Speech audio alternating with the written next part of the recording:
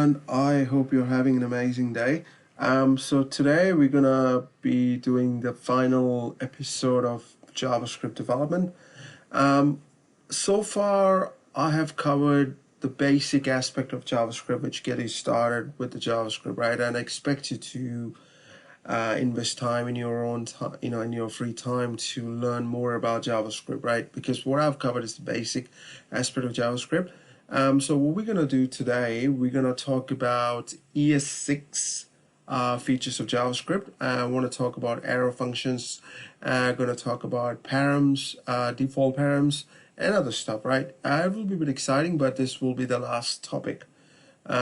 So let's dive in, right? Okay, so in our last episode, right, if you remember, if you have attended my last lecture, I've talked about classes. That's one of the ES6 features as well. So since I've already covered classes in the last episode, I won't be talking that today, right? So let's do arrow function first. So arrow function is like, let me give you an example, right? So we normally write function something like this. Function, say, test, x, right? And I'm gonna do console.log, and I'm gonna do something like that, right? So nice and easy function, right? And then, or you can do, right? So this is nice and easy, and you do something called where y equals to, right? And then you do something like y, right? So far we have done something similar like this, right? And so you pass on 1, right? And then you do, it's nice and easy, right? So this can be replaced using an arrow function, right? So let me take this off, right? So what we're gonna do, and I'm gonna talk about why it's not good to use where anymore. So I will talk about that once we finish the arrow function. So we do something like this, right? And then you're gonna do this, and so, and then copy this one here, right? So we're gonna do, so let me run this, and right, it's pretty much similar, right?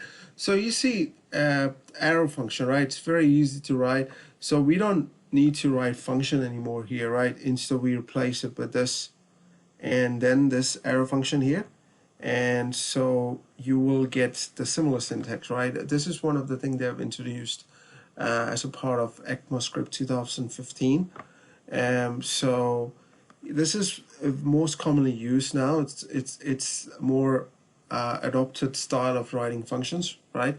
So you should know, right? If you're someone who's aspiring to be a React developer or Vue developer, right, then you should know arrow function very well. Okay, so this is the one way you can write, right? Cool.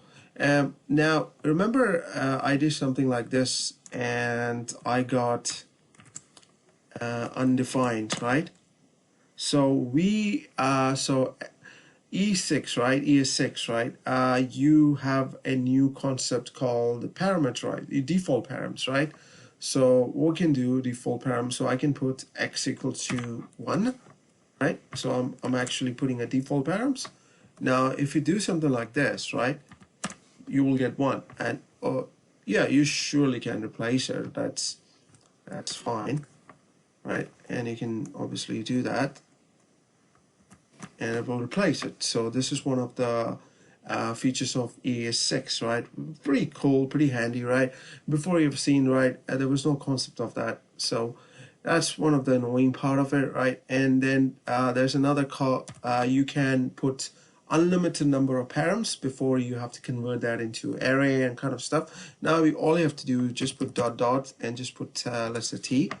And now I wanted to display like console dot log, and just gonna put t. Let's say I want to put t1. It's an array, right? So I hope everyone knows what array is, right? So what happens is I'm going to put it as This is I'm going to put 1 at the 0th position, right? And then I'm going to put 3 at the first position, right? So let's see what happens. It should idly display 2 and 3, right? So let me clear this one. Come on.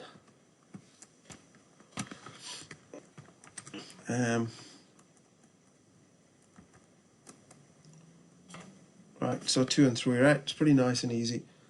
These things are very handy, so you should understand it, right? This is one of the cool features you can do with that, and right, and then with the comments, right, you can do something like this. Okay, before we go to comments, right, I wanted to tell you something about where, let, and constant, right? So it's not good to use where because of the scope, right? The scope of a let is, is limited, right? Say for instance, let me give you an example of for loop, right? And let's see where index r is, let's say I'm gonna put 5, right? Something like that. Okay. And now let's say I'm just gonna print this like console.log. Right. I'll just show you what I meant by that. Index for now. Okay. Let me print this. Okay, and that's fine, right? Now let me close this option here. I will comment this, sorry, not close. And then I'm going to type index. I'll show you what happens. Right, it's not correct, right? Because you can access index variable outside the for loop. It's not correct. It doesn't make sense, right? Because it's highly prone to error, right? You might accidentally use index thinking, since it's only used inside, it won't be used outside, right? So see, the scope of a variable is not limited to that for loop, right? So now when you change this to let, right, and now try to see it, and you will see the difference. It will get an error because the scope is limited to only to the for loops, right? So from ECMAScript, ECMA 2015, right? So they've introduced let and constant. So for any assignment variable, use let or constant. So now the constant is interesting here. So if we do constant, say x equals to 10, right? Now if you try to change, let's say console.log, this works fine, right? Not a problem.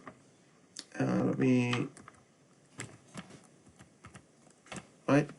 No problem, right? So now let's see what happens if I do x equals to 11 and then run it. You can't, right? Because you can't change a constant value once it's assigned. So these are the two things you need to pay attention to it, right? Most of the time you will assign it to constant, but at times you use let, right? Cool. Now, so that's why, in my previous demonstration, I've used where because I was not teaching you based on ECMA's 2015. The reason why I taught you using where, because there are still code out there, old code which still use where, right? So you need to understand the difference between both, right? Why where is used, why let is used. So right, you might experience a code which is very old code, right? Because JavaScript been there for ages. So you might see old code, right? So whatever, it's not the case that you will be exposed to the latest, greatest every single time. You might have to troubleshoot the legacy code as well, right? So you need to be spot on with what you're trying to achieve, right? Cool. All right. So what we're going to talk about, the comments, right? So let's say I have a string text.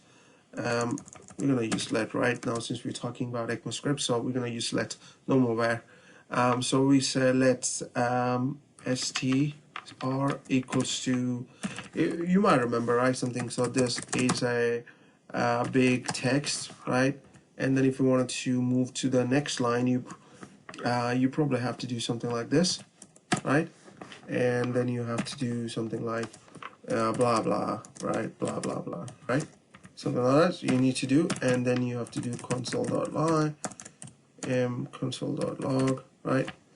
and then you do let string, okay, and then you just string it something like that, right? So something like that, or you can just gonna put an n plus. Right, never mind. Imagine you have a long text. Oh, come on. Imagine you have long text, like 10 lines of it, right? It's annoying to put plus, plus, plus everywhere, right? So it's not fun, right? So think about a case where you don't have to put text plus at all, right? So something like this. Now, this will obviously complain because it's not a valid syntax, something like that, right? So watch this.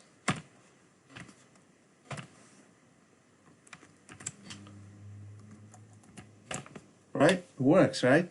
So if you wanted to move to the next line, you can do something like that, and then you don't have to put plus, right? This is one of the cool thing. I like it. So, right, and okay, and another thing about related to string. Let's say I have a text, right? So let x equals to world, right? And then we have something called let y equals to, let's say I wanted to print hello world, right? So old-fashioned way, you normally used to do hello plus, let's say, right, we put x, right?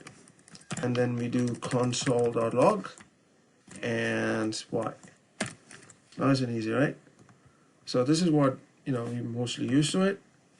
Okay, and then we're going to do hello world, right? But we got a new syntax here, right? We can do something different here. So I will keep this here as such, right? And then we're going to do let, no, it's just going to take this off. So let y equals to, so this sign, this is, if you look at your keyboard, right, there is this sign under the tilde sign, right? So so you can look at that one. So you can do hello, right? And then you put dollar sign and this bracket here, and then you put x inside, right? And then come. Now, colon, so you can put console.log, so you're going to put y, and here you go, hello world, right? Nice and easy. So these are the few things I wanted to talk about today, and one more last thing before I conclude today. So let's do an object here, right? So we have something called let x equals to, so name, just put Dave, right? And so age, right? And it's gonna put, so let's put 10, 30, right? So now if I wanted to access name, right, so often I have to do something like console.log x.name, right? And right, something like that. If you remember from our previous lectures, so if you wanted to access a field of an object, so you need to do object.field name, right? Nice and easy. So now we have something called object deconstruction, right? So what happens is, so from ECMA 2015, you can do something different. You don't have to use x.name in this case. So we can do const, and you can put name, and you can put age, and just assign x here. And I'm going to take this up. That's all you have to do, right? And then what we're going to do, console.log, and I'm going to put name. There you go. Nice and easy, right? So this is one of the cool thing you can do with that.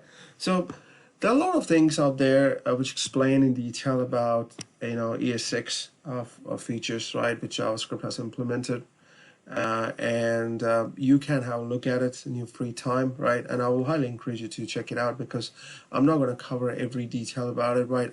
I thought about covering which is more important part of it, right? The arrow function especially is very important. You should know what arrow function is about and how to use it, right? It's pretty straightforward to use arrow function, as you can see, right? And then we talked about default params, right? And then we talk about adding how unlimited number of params, how to do that. And then, we talked about the way to append the string in a different ways. So, using the $ and that curly braces. And so, yeah, I mean, this is one of the things I just wanted to talk about. So, and the classes, right? As usual, we talked about classes last time, how to extend a class. You can inherit it, and you can add a static method to a class, and different kind of stuff you can do with the class. It's very powerful.